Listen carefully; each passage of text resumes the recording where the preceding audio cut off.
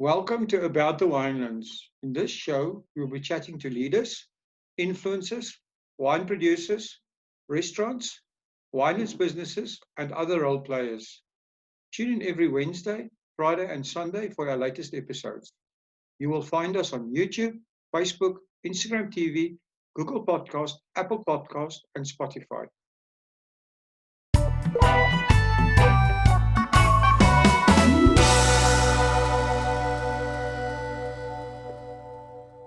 Good day, everyone, and welcome back to About the Winelands. Today, I'm talking to Paul de Villiers. Paul is the owner of Landskroon Wines. Welcome to About the Winelands, Paul. Thank you, Will. It's a pleasure to be here this afternoon talking to you. You have a long history in the wine industry. Can you tell us a bit about yourself and how you became involved with the wine industry? Yeah, maybe I should take it back a bit further. It all started in 1689 when three de Villiers brothers arrived in South Africa from France. They came from a little town called Niort in La Rochelle, and they started farming in the French Huguenot Valley. One of the brothers, my ancestor Jacques, acquired the farm Boschendal that we still know today as Boschendal. They farmed there for about 100 years and in Franschhoek, and then they moved to Boschendal. And then in 1874, the family decided to move to the Paarl where we are now. They started on the farm Weltevreden. And then later on, my granddad bought two adjacent farms. And in 1963, my late dad and his brother bought the farm Landskroon. So we consolidated the 4 pieces of land and we farmed it under the name Landskroon since then. Wine has always been made on the property and was mainly sold in bulk. But in 1974, exactly 100 years after they moved here, we started bottling our own wine under the name Landskroon. The first one was a Cinsault. And I, of course, grew up on the farm and enjoyed, working on the farm during holidays and so on. And I think that's where the love for farming and eventually winemaking comes from. Oh, that's amazing. Amazing story, right? And you've been on the farm, obviously, your whole life. Are you one of the winemakers as well? Yes, and when I started here, I actually, after, the normal studying I studied at Elsenburg and I took a course in cellar technology, first viticulture and animal husbandry, and then cellar technology, and I did my practical at Paarl Wines in 1979, and towards the end of 1979 I started here with my dad, who was then the winemaker. And within the next 2 years we made quite a few changes because the business excelled a bit, especially with the establishment of estate wineries. I think when we established the Landskroon Wines, there were only about 27 private owned estate wineries, and then of course the number of co-ops. And where we've got today, probably about 500 small wineries. So it grew into quite a large business over the years, the old wine industry as such. Oh, that's interesting. Tell me, Paul, our listeners would be interested. What is the difference between an estate and a cooperative winery? In those years, it was the establishment of an estate grapes or sell grapes if you're registered make wine from the grapes from your own farm. We later deregistered, so we were only then known as Landskroon Wines and not Landskroon estate wines. That enabled us to buy in grapes if we wanted to, or buy in wine and then blend with our own wines. But still today, most of the time, everything that we produce or we sell in the bottle comes from our estate. If there's a shortage of some wine at a certain stage, or we had a bad year, for instance, for pinotage or whatever, then we can buy in. There are not a lot of estates as such remained, because I think most of them saw the benefit of maybe buying in some grapes at a certain stage, or maybe buying some wine.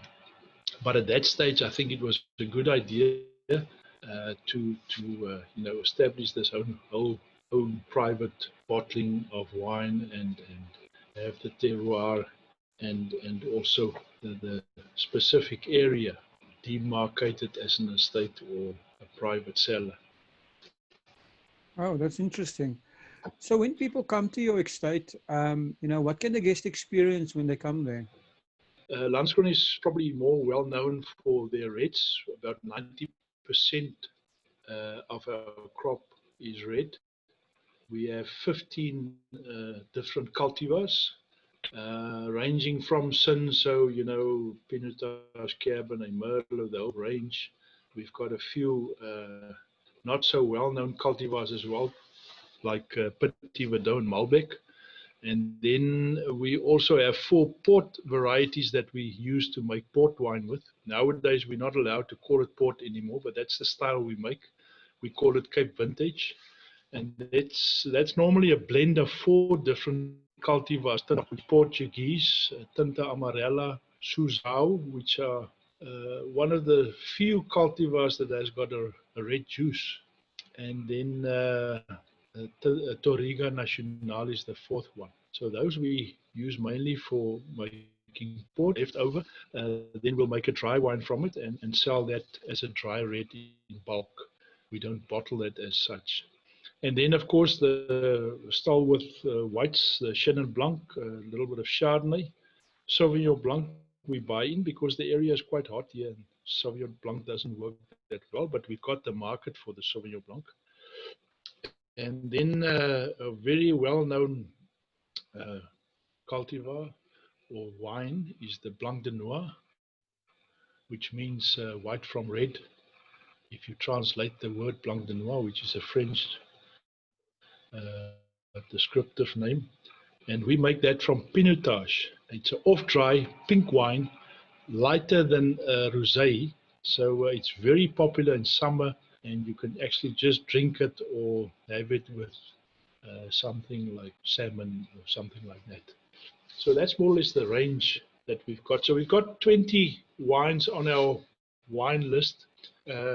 So that makes, when people come here, they can taste these wines.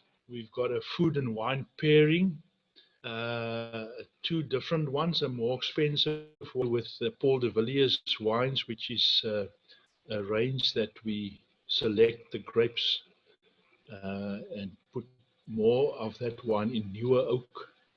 We mature it a little bit longer, so that's a more expensive one, and we use that specific pairing with those 4. We've got 4 wines in the Paul de Villiers range, 4 reds and 1 white, which is a Chenin Blanc, which we also ferment and mature in French oak casks. Then, of course, there's what people enjoy here. It's normally a bit quieter than some of the other very busy estates. We've got a lovely view. People can have picnic lunches here if they, organize that beforehand. We can organize a picnic lunch for them, and there's some nice play area for the kids. We've also got walkways through the farm that people can walk around, and then we've got these bicycle routes that people can do the mountain biking. I think there is a link on our website where they can have a look at how that is done. Well, that's awesome. You also have a cottage on the farm where people can come and stay. Can you tell us a bit more about that? Yes, we've got a cottage here, and it sleeps four. It's normally for like a family, small family, and it's self-catering, and it's these this cottage is of course during the week or over weekends. They can also have a look at the website, or they can just phone the farm and find out if it's available. And also a very nice view. If people stay in the cottage, they can look towards Table Mountain in the evening, and you've got that lovely view of the area from the southwestern slopes of Paarl Mountain. Wow, it sounds fantastic. Paul, tell me, your wines, where are they sold? Are you exporting any of your wines? Are you concentrating on the local market? How do you do it?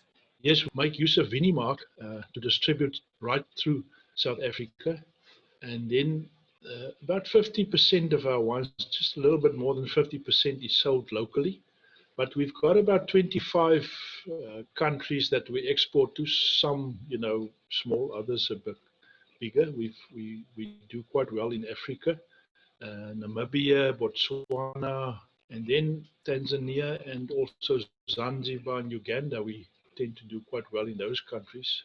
And I think it's mainly because of all the lodges and sightseeing there, and a lot of tourists coming to those countries. And then we have a company in Minnesota, in the USA, which they service a few states from there, and then different agents that sell our wine there. And also in China, we've got an agent there that we export to. So it's we try to cover the area, the bigger area, if we can, and we try to get new agents in different countries. We're busy now with one in Turkey. Oh, that's interesting. So the other thing that I was wondering, it sounds like you've got a global footprint, but the coronavirus, the coronavirus has forced everyone to rethink their business model. We've been in lockdown now for a while. Things are reopening. But do you have any new changes or ideas in mind? Yeah, I think all of us tried the online business, online sales, and it worked quite well. But what we found is, the delivery of those orders, there seems to be a backlog developed for those orders, because a lot of wineries have done that. And I think the companies that do deliveries didn't really expect the online orders to grow that as it did over the last 2 months. We of course couldn't deliver everything we couldn't deliver, so we had to wait for the next stage to open up that we can start delivering. So there was quite a big number of orders that had to be delivered suddenly, and I think that was the one problem. But I think that's a thing that one can look at in future as well, when everything gets a bit more calm. That the type of sales that a lot of wineries will look at and will try to make better in future. I was wondering about, delivery. Do you think that because of everything happening that, more courier companies will come to the party, and that delivery charges nationwide will actually start dropping a bit? Hopefully that will happen. I think after, this period that a lot of deliveries had to be done in a short period of time. One that does that type of business, I'm talking about the courier companies now, will probably relook their whole strategy and how they will handle it in future. But I think the biggest problem was all of these orders, although it came in over a period of 2 months, maybe, had to deliver everything. All of the wineries experienced the same problem. That was such a big vast amount of wine that had to be delivered, and that's now the problem. Well, everybody wanted the wine But on the hopefully same that day, will, right? within the next week. That's the thing, because everyone was starting to run dry. Hopefully that will be sorted out soon. I think it looks like things are, slowly creeping back to normal, and uh, so hopefully that will happen. So, Paul, your wine journey has been long, and what is the most important thing you've learned from your wine journey? I think the whole winemaking, every year there's a new thing that you learn and that you try from time to time. One has your recipe, that works for you. Later on, which cultivars work better on which soils, and the styles that you think will work better in the marketplace. But it's an ongoing, making a change here. There are small changes, because you can't really make big changes and then change your style completely, because you've now got a number of wine lovers that like your wine. So nothing really happens fast in the wine industry, if I can say that. You've got to take it just too quickly and do the basics right. It starts from in the vineyard. Make sure that you plant that on the right soils. Do the basics right. Don't let the vines bear too much, because with red, you want to keep the quality, and you don't want to have too much uh, quantity. Then eventually your wines would be lighter in style, not as it should be. Rainfall might have been lighter, it might be a drier year, so as we had about 2 years ago, and you've got to make changes in your winemaking process to adapt in that instance. Okay, that's interesting. So, Paul, if you have to give us your favorite wine quote, or do you have your own wine quote? I would love to hear that. I think there might be a few ones, but I think it's important to enjoy a good glass of wine every night. Uh, you don't have to buy expensive wines, but if you think the wine is good, then you can drink that. You hear a lot of comments from different people how the wine must be tasted and what you must look at. The basics you can do, but if you like, or you get that question many times, what is a good wine? Good wine is a wine that you enjoy, uh, and then you build on that and take it from there. Your taste will change over the years. A good wine that you like. Oh, that's awesome. Well, thank you so much. If people want to get hold of Landskroon, how do they get hold of you guys? And if they want to order, how do they do that?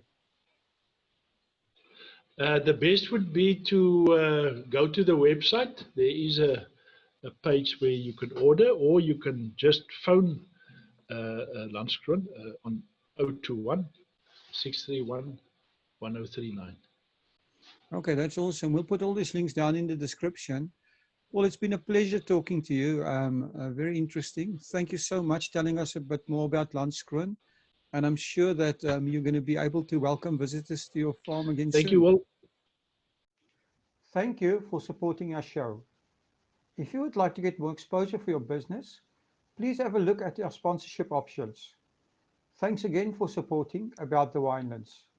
Please follow us on YouTube and on our social media channels. All details and links are in the description.